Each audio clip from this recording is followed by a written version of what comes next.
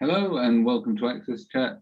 I'm delighted that we're joined by two guests today, Matt Gibson, who's the Chief Production Officer, and Ramon Lapenta, who's the front-end tech lead for CyberDuck. And CyberDuck are a digital agency based out of the UK, but obviously have people around the world.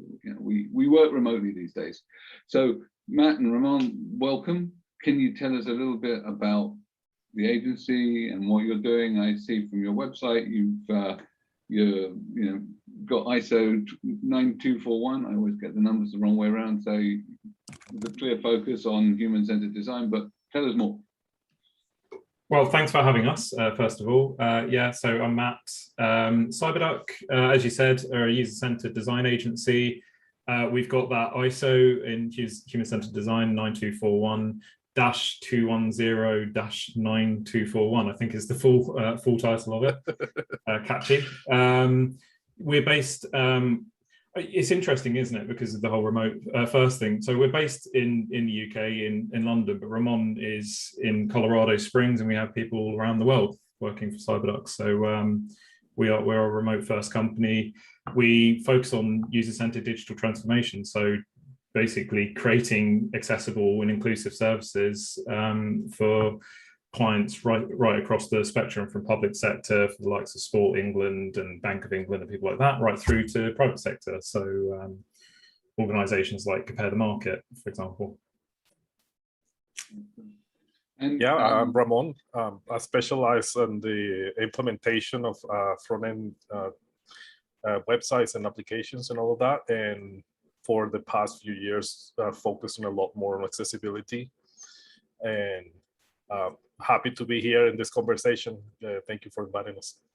Great. And obviously, public sector, we know public sector has a duty to do this stuff, and therefore you would hope that the public sector clients are asking you, begging you to help them get it right.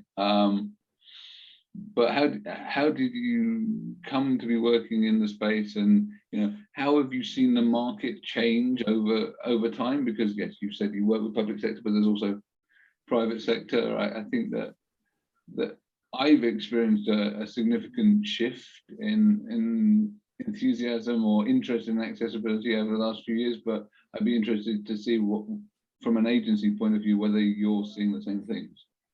Yeah, I mean, it's interesting you say that public sector should want to do it. I think everybody should want to do it. Yeah, I definitely think there's been a shift, like you said, in the last 5-6 years, probably maybe more, since GDS and now CDDO have come about. I think that's really pushed things along in the public sector, the creating of the service standard. And then having assessments around that service standard. I think that keeps people in check and makes it compels people to actually do things in the right way. The service standard is really about processes, and it makes people follow those processes quite rigorously. So that's, I think, really positive. I think in the private sector, it's lagging behind a little bit. It's quite interesting because I think obviously our background as an agency, 20 years ago, I was making Flash sites, so they weren't very accessible, those sites, but we would always make an accessible version of it. What's probably interesting is actually that accessible version, the HTML version back then with CSS2 or whatever it was at the time, was actually probably better and probably more usable than the Flash one. And so I think that's kind of the direction that we took as an agency. I think one of the things that really did push it along for us as an agency was the advent of responsive design, and really getting into accessibility from that, and thinking about creating services that can be used by anyone, anywhere, on any device, regardless of who you are, what your needs are, really creating services that are inclusive. So I think that was probably one of the, light bulb moments for CyberDuck, the whole responsive design movement. Yeah, and I agree with you. I mean, we have seen some people deliver accessible Flash websites, and in fact, we amongst our community, we have a couple of fans of Flash, even though it is a fully deprecated technology now. I'm taking the mick a little bit, but essentially the simpler the underpinnings, the closer we can get to using the HTML as the basis for the stuff that we build, usually the more robust it can be, and the easier to be standards compliant. But that doesn't mean that HTML is the be all and end all, because there is still the element of design. So how do you marry up the design concepts with the need to be technically compliant? Because obviously it's not all about the technical side of things. You've got the sort of visual design, the sort of interaction design, and the sort of the usability and the sort of flow processes to take into account too.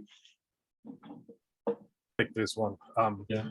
I think for the past 2-3 years, probably, I think we have been focusing a lot more in being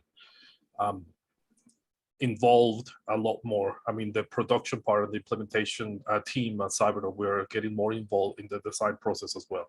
So from the very start, when we see the requirements of any project, we try to get together and have calls with the design team to see how are we going to approach the design of any project from the start.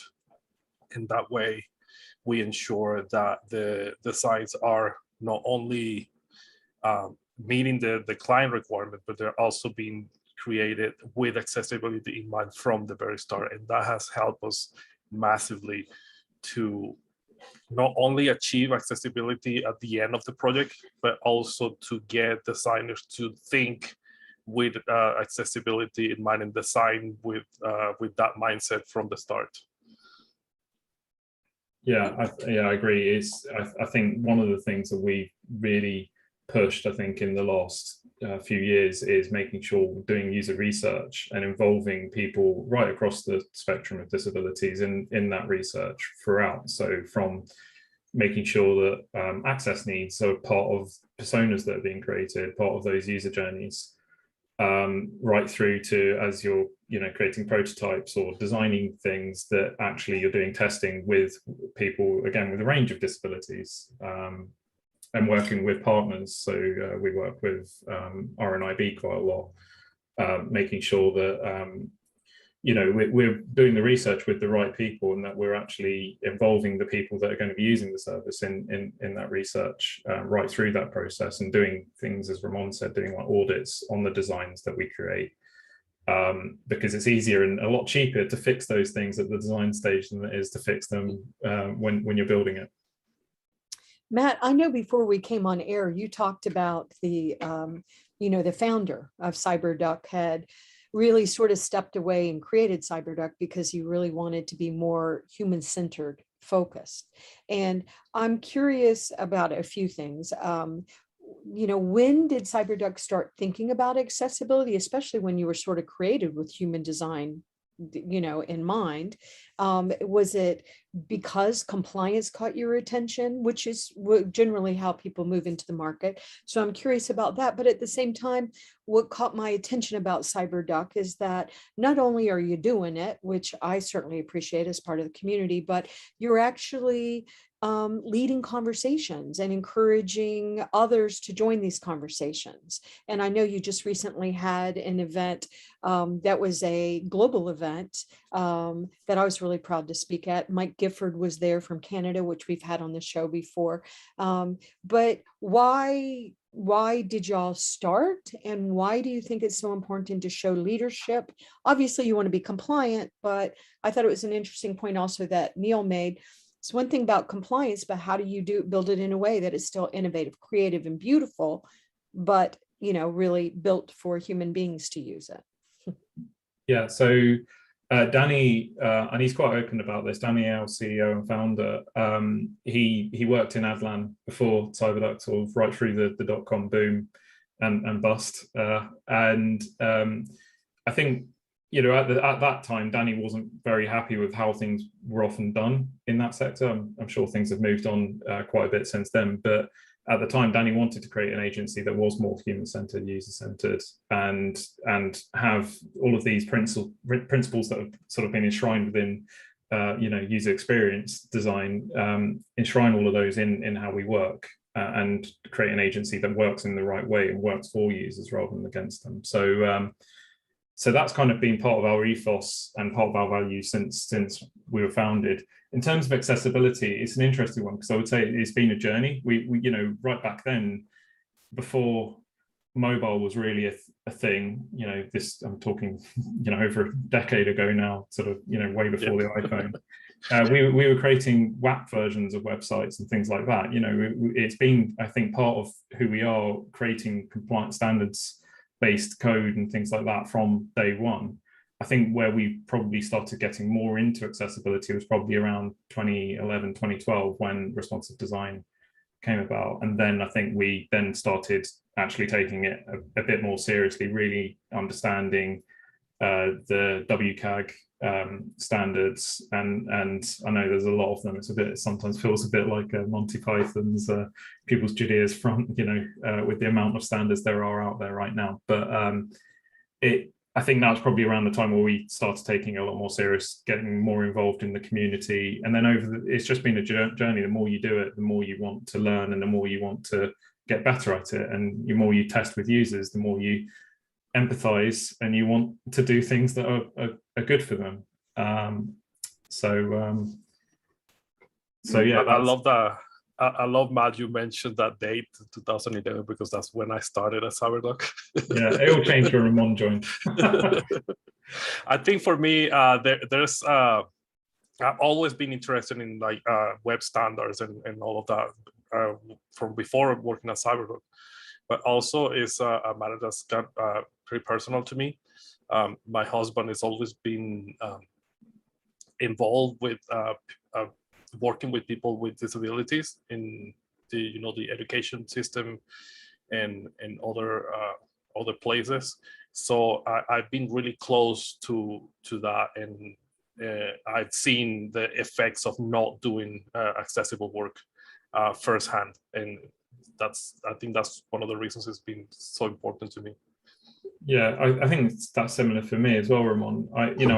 When growing up, when I was a kid, my nan was a wheelchair user. She's passed away now. But seeing the prejudice and just general, I guess, ableism that she faced a lot in her life, I think has probably shaped my outlook on personally. But obviously that brought that into the business. That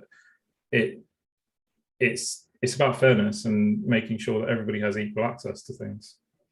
Right. And also, I love that Ramon, mentioned, his husband, because we have to look at all these issues from the intersections as well, because, there's so much to do. And I just think it's really important that it be built, in the, in the DNA of your projects. Ramon, you've mentioned standards. we all talked about standards a little bit, but there are some people that just think that there's only a couple, but that standards are just stupid and we don't need them, and that,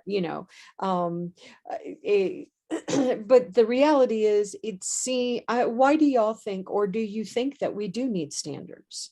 As you mentioned, Matt, it's very complicated. And I know people get real intimidated when they're going to become accessibility experts for a company, and then they go out to WCAG, and it's like, it's really easy. All you have to do, and it is easy. It's the sheer volume that starts making it difficult. And I'll just make one more comment. I remember, I've been in this field a long time, but whenever I first started in 2001, and we had updated our 508 law, we were saying, some experts were saying, just don't ever use PDF again. Don't ever use Flash. And I remember Macromedia actually got a little aggravated with me once, saying, are you telling people they can't use Flash? And I said, no, I'm saying if you use Flash, it has to be accessible. And at the beginning, we weren't sure if we could make Flash accessible, but then we figured it out. We adapted, as we do as humans. But I was just curious what y'all think about the standards, only because sometimes there are some voices that say the standards just slow us down and take away our innovation and creativity. And so I was just wondering, what y'all thought about that perspective of the conversation. I think standards are really helpful. The opposite, really. Yeah, exactly. That's the way I feel. The standards give you a platform in which you can not only validate what you're building, but have it testable and ensure the quality is a lot easier by following standards. I think I understand the reasoning behind not doing that.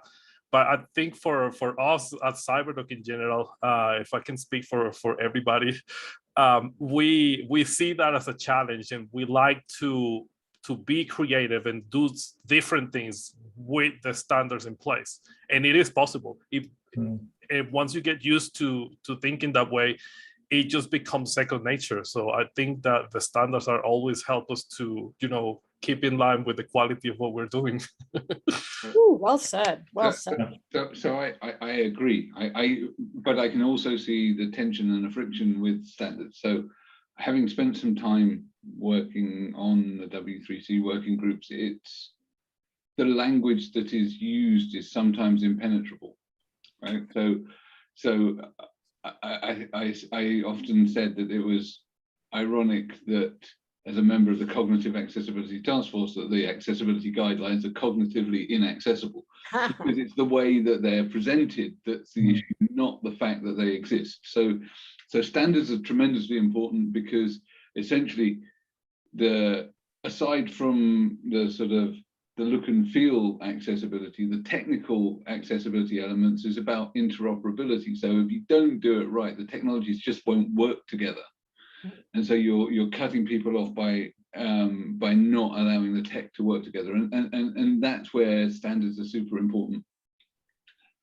But there is a real problem in the way that they're presented, and the way that it can be difficult for people to understand the requirements of the standards and interpret them and put them into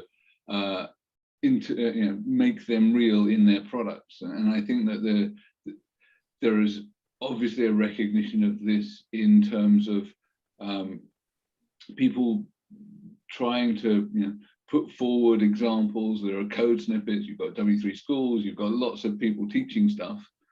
At the same time, there are people going out there sort of creating the mystique. And the problem with the mystique around standards is that it opens up the market for products that are damaging, that enable companies that sell overlays that don't actually fix the code, that don't actually solve the issue, that don't result in standards compliance, being sold as this will fix everything for you solution.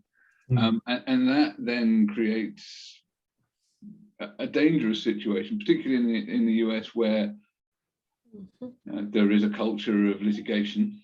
That organizations that, for the best will in the world, want to do the right thing and make their products and services accessible, think we can just pay and this thing will do it all for us.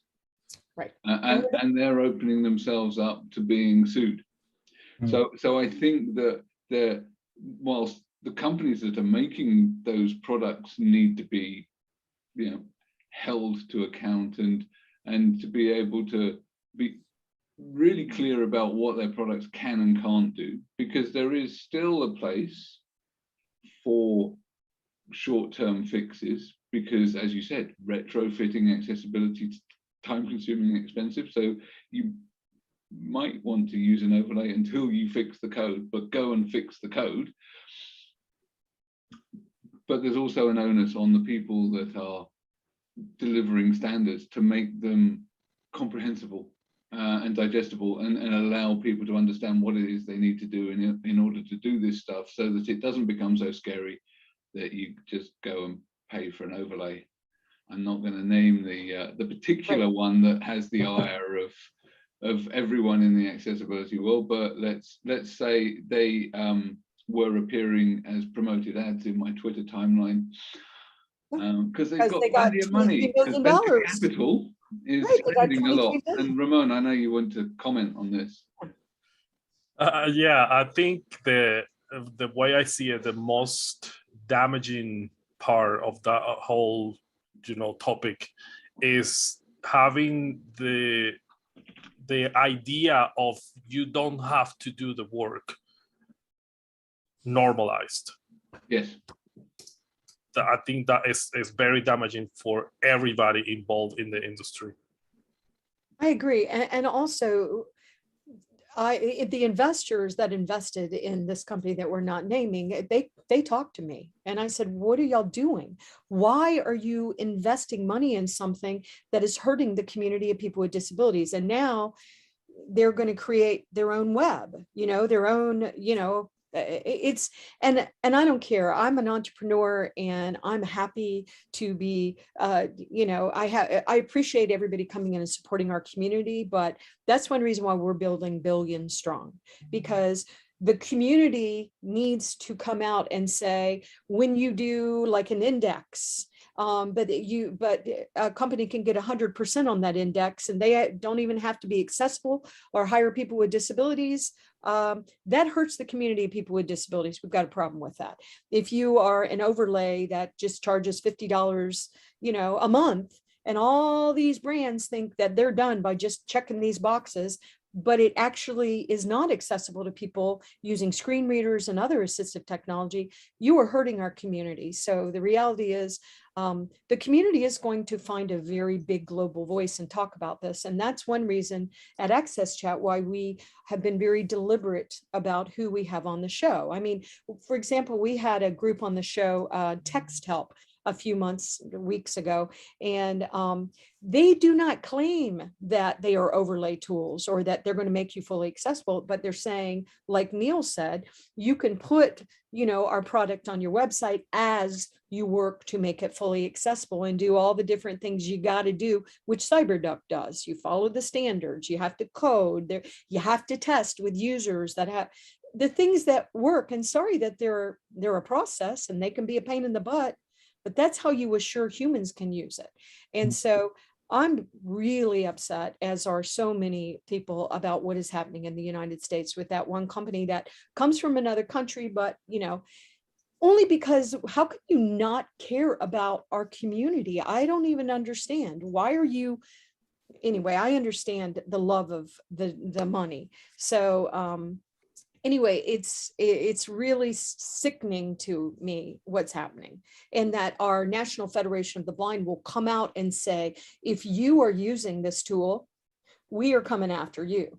So now they're going to come after the customers of this tool, and this tool is hurting other groups that are really trying to do the right thing. Anyway, okay, obviously you can see I'm upset about this, so I'm going to shut up, but it's just, I don't understand why we all can't work together and celebrate each other. I mean, once again, let's celebrate CyberDuck wanting to make sure that what you create and build is accessible to everyone, all of the communities. Why would you want to build anything that wasn't accessible to all customers? Why? I mean, that's not good design. So anyway.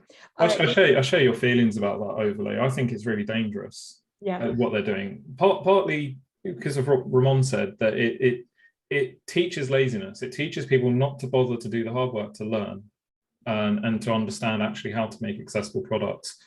But it also teaches things that, like, we've looked into that specific one that you're talking about, and things that it does aren't accessible. And so, like you said, it's a massive missed opportunity on their part, not involving the community in the development of their product.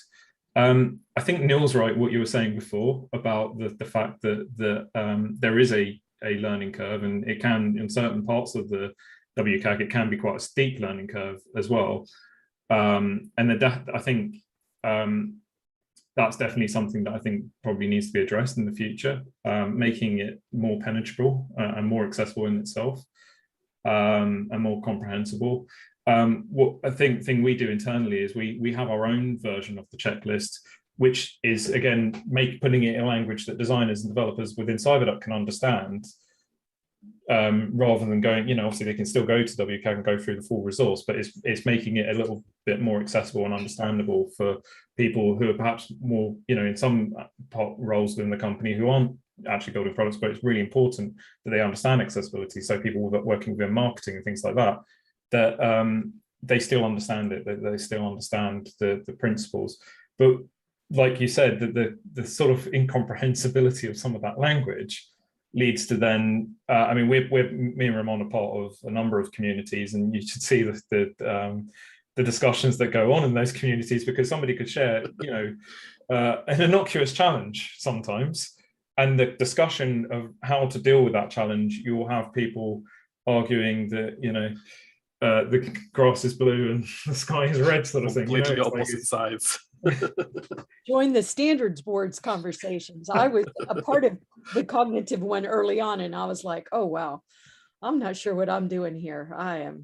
This is going to drive my ADH crazy. So Neil stayed with it, but I was like, yeah, I don't think y'all need me.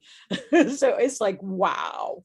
Yeah. But, thank goodness for all these leaders that do these standards, that because it's a big deal. But at the same time, we all have to agree to what we're doing here. I mean, at some point, if you don't have standards, how do we know if we're done? And I understand we still are struggling with that, but I just really wanted to have y'all on Access Chat because I appreciate the leadership that you're showing. I want other, design agencies to show this kind of leadership, and we are seeing it, but I still don't think we're seeing it enough. It still feels like often it's an afterthought. I don't know if y'all agree with that, but so and that's why I was impressed that CyberDuck was really stepping up and not only making it making sure that this happened with all the work you're doing, but you're encouraging others to do it, including your partners, the vendors you're using, and supporting your clients. So that to me is leadership that we want to applaud.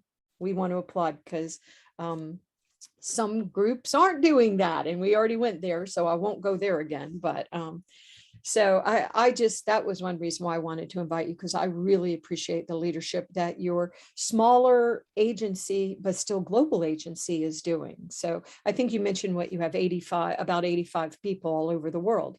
So I just think it's a very important part of the conversation. And until we do that, just like until we got the universities involved, we're not going to solve all the problems. Just like, once again, Billion Strong, if we don't get the community to get together and to find our voices collectively, globally, then there will be companies and investors that do what's happening in the United States.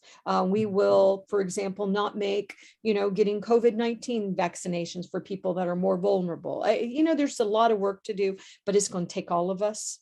And I just wanted to say I appreciate that. But I know we're almost at the end. And Neil, we want to thank our sponsors, but also Matt and Ramon, let's before we do that, I'd love to just give you the final words of why did y'all think that this was good for business? Why? I mean, once again, you talked about it a little bit, and also to make sure if you would say on camera, how people can get to CyberDuck and your social media accounts and stuff. Sure. I think it's good for business because it is good for business, demonstrably so, in that, 1 in 5 people in the UK, and as have disabilities, but also, as with the Billion Strong thing, that 1 billion people worldwide have disabilities. So there's a business case to be made for making things accessible, but it's also not just the business case, it's the right thing to do. I mean, obviously with public sector things, some of the services that we design, it's literally a matter of life and death if you don't make those things accessible and inclusive. So, I don't think any designer wants to have that on their conscience when they're creating products. So,